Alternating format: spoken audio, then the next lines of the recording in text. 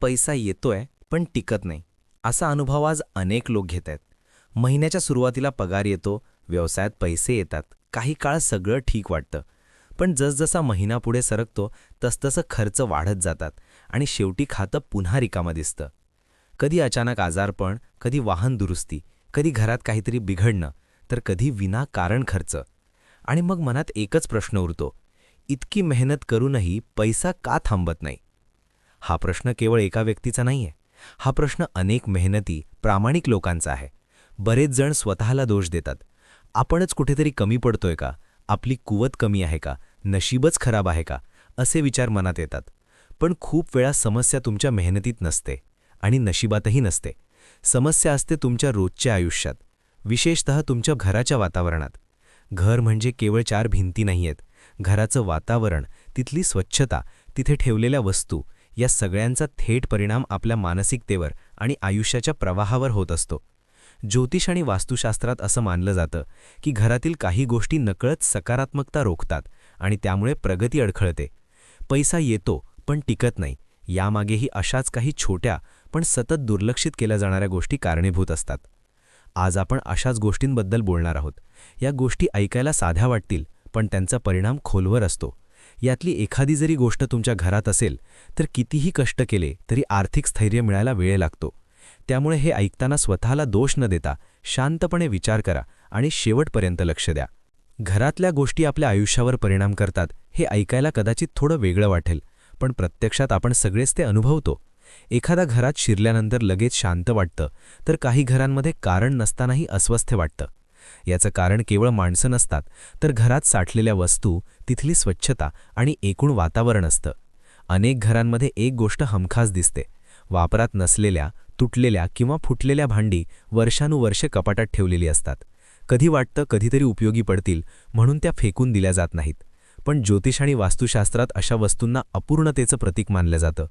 अपूर्णतेचा अर्थ केवळ वस्तू तुटलेली आहे एवढाच नसतो, तर ती सतत डोळ्यासमोर येऊन अपूर्णतेची भावना निर्माण करत असते. अनेक लोक सांगतात की मेहनत करूनही काम अर्धवट राहतं, संधी येते पण पूर्ण फायदा मिळत नाही, पैसा येतो पण हातात टिकत नाही. या सगळ्यामागे अशा लहान गोष्टी कारणीभूत असतात ज्या आपण फारशा गंभीरपणे घेत नाही, पण त्या रोज आपल्या घरात, आपल्या आजूबाजूला असतात आणि नकळत आपल्या मानसिकतेवर परिणाम करत असतात. अजून एक खूप सामान्य गोष्ट म्हणजे स्वयंपाकघरातील मीठ. मीठ सांडलेलं असणं, उघडं ठेवलेलं असणं किंवा ओलसर झालेलं असणं ही अनेक घरांमध्ये दिसणारी सवय आहे. पण परंपरेनुसार मीठ हे लक्ष्मीचं प्रतीक मानलं जातं. त्यामुळे जेव्हा मिठाची नीट काळजी घेतली जात नाही, तेव्हा आर्थिक बाबतीतही निष्काळजीपणा वाढतो असं मानलं जातं. पैसा येतो पण तो टिकत नाही, यामागे ही सवय अनेक वेळा कारण ठरते. पैसा येतो पण टिकत नाही, यामागे अनेक वेळा एक सवय कारणीभूत असते, जी आपण फारशी गंभीरपणे घेत नाही. ती सवय म्हणजे जुन्या वस्तू जपून ठेवण्याची, विशेषतः पर्स किंवा पैसे ठेवायची पिशवी. अनेक लोक वर्षानुवर्षे एकाच पर्सचा वापर करतात. पर्स फाटलेली असते, झिप नीट लागत नाही, आत कागदांचा गोंधळ असतो, तरीही चालते या विचारानं ती बदलत नाही. पण पर्स म्हणजे केवळ वस्तू नाही, ती पैशाचं घर मानली जाते. जसे एखादं घर जुने, मोडकलीस आलेले असेल तर तिथे राहणाऱ्यांना स्थैर्य मिळत नाही, तसंच पैशाचं घर अस्वच्छ किंवा खराब असेल तर पैसा टिकत नाही असं मानलं जातं. अनेक लोकांचा अनुभव असा आहे की नवीन पर्स घेतल्यानंतर काही काळ आर्थिक परिस्थिती थोडी स्थिर वाटते, खर्चावर नियंत्रण येतं आणि पैशाची किंमत जाणवायला लागते. याचप्रमाणे घराचा मुख्य दरवाजा देखील खूप महत्त्वाचा असतो. मुख्य दरवाजा म्हणजे घरात येणाऱ्या प्रत्येक गोष्टीचं प्रवेशद्वार. हवा, प्रकाश, माणसं आणि सकारात्मक ऊर्जा सगळे याच दरवाजातून येतं.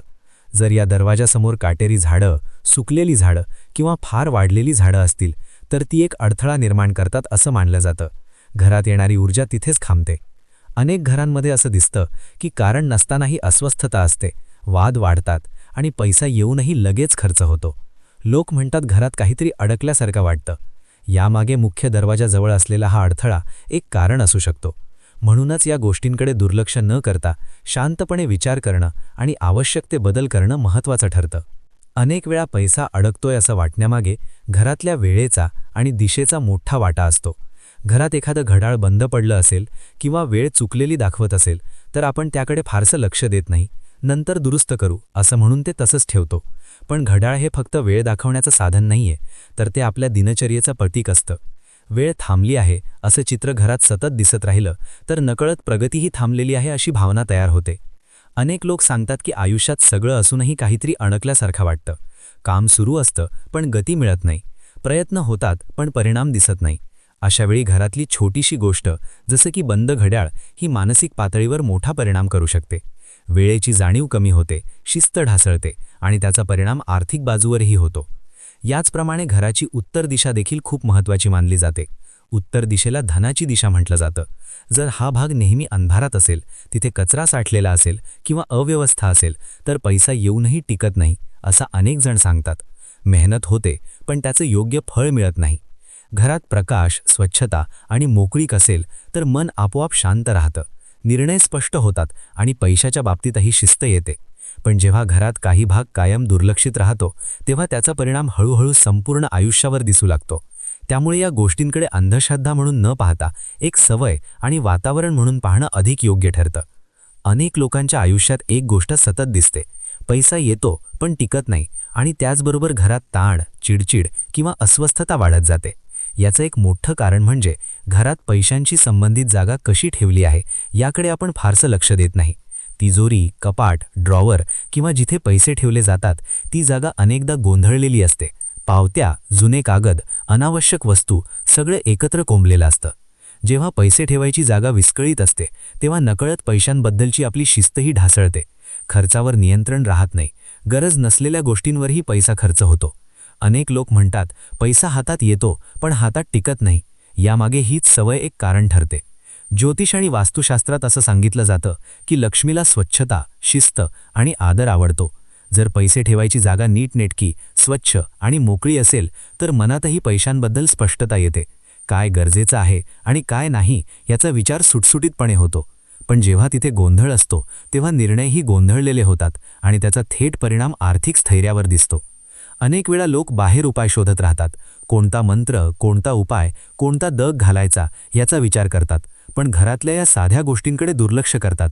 खरं तर मोठे उपाय करण्याआधी अशा छोट्या सवयी दुरुस्त करणं खूप महत्त्वाचं असतं, कारण या सवयी रोज आपल्या आयुष्याचा भाग असतात आणि हळूहळू आपली दिशा ठरवत असतात. अनेक वेळा आपण बाहेर उपाय शोधतो पण स्वतःच्या सवयींकडे दुर्लक्ष करतो. पैसा येतो पण टिकत नाही. यामागे केवळ बाह्य कारणे नसतात तर आपल्या रोजच्या वागण्यात आणि विचारातही काही गोष्टी दडलेल्या असतात. घरात स्वच्छता असली, वस्तू नीट लावलेल्या असल्या तरीही जर मन सतत अस्वस्थ असेल तर आर्थिक बाबतीतही अस्थिरता जाणवते.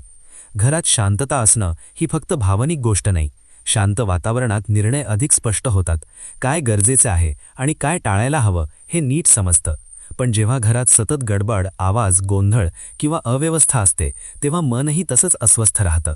अशा अवस्थेत केलेले निर्णय अनेक वेळा चुकीचे ठरतात आणि त्याचा फटका पैशांवर बसतो. अनेक लोक म्हणतात मी पैसे कमवतो पण बचत होत नाही. यामागे बचतीची सवय नसणं, खर्चाचं नियोजन न करणं आणि प्रत्येक गोष्ट लगेचच विकत घेण्याची मानसिकता ही कारणे असतात. या सवयी हळूहळू तयार होतात आणि लक्षात येईपर्यंत मोठं नुकसान झालेलं असतं. घरातल्या वातावरणाचा या सवयींवर मोठा प्रभाव असतो. जर घरात साधेपणा, स्वच्छता आणि थोडी शिस्त असेल तर मन आपोआप शांत राहतं. स्थिर मनातून केलेले निर्णय जास्त काळ टिकणारे असतात. पैसा कमवणं महत्त्वाचं आहेच, पण तो टिकवणं त्याहून महत्त्वाचं आहे आणि यासाठी मोठे उपाय करण्यापेक्षा घरातल्या आणि स्वतःच्या सवयींमध्ये छोटे बदल करणं अधिक परिणामकारक ठरतं. आता एक महत्त्वाची गोष्ट लक्षात घेणं गरजेचं आहे. आत्तापर्यंत आपण घरातल्या वस्तू, दिशा, स्वच्छता, सवयी याबद्दल बोललो, पण या सगळ्यांचा एकत्रित परिणाम कुठे दिसतो तर तो आपल्या विचारांमध्ये आणि निर्णयांमध्ये दिसतो. अनेक लोक असं म्हणतात की पैसा येतो पण टिकत नाही, पण खरं पाहिलं तर पैसा टिकण्यासाठी जे निर्णय लागतात ते निर्णयात चुकीचे घेतले जातात. जेव्हा मन अस्थिर असतं, घरात गोंधळ असतो आणि रोजच्या आयुष्यात शिस्त नसते तेव्हा पैसा हातात आला तरी तो योग्य ठिकाणी वापरला जात नाही. कधी भावनेतून खर्च होतो, कधी इतरांना दाखवण्यासाठी खर्च होतो, तर कधी नंतर बघू या वृत्तीमुळे पैसा हातातून निघून जातो. हे सगळं अचानक घडत नाही तर हळूहळू तयार झालेल्या सवयींमुळे होतं. अनेक लोक मेहनत करण्यात कमी पडत नाहीत, पण थांबून विचार करणं, योजना करणं आणि स्वतःवर नियंत्रण ठेवण्यात कमी पडतात. पैसा टिकवायचा असेल तर केवळ कमाई वाढवणं पुरेसं नसतं. खर्च कसा होतोय, कुठे होतोय आणि का होतोय याचाही विचार करावा लागतो. घरात शिस्त, स्वच्छता आणि शांतता असेल तर हा विचार आपोआप सुचतो. म्हणूनच हे सगळं ऐकताना कोणालाही दोष देण्याचा हेतू नाही, उद्देश इतकाच आहे की आपण स्वतःकडे आणि आपल्या घराकडे थोड्या वेगळ्या नजरेने पाहावं. मोठे उपाय करण्याआधी, मोठे बदल घडवण्याआधी या छोट्या गोष्टी दुरुस्त केल्या तर त्याचा परिणाम हळूहळू पण कायमस्वरूपी दिसू लागतो. पैसा येतोच, पण मग तो टिकायलाही लागतो. जर आज सांगितलेली एकही गोष्ट तुमच्या आयुष्याशी जुळली असेल तर सबस्क्राईब करा, कारण पुढचे व्हिडिओ याहूनही महत्त्वाचे असणार आहेत.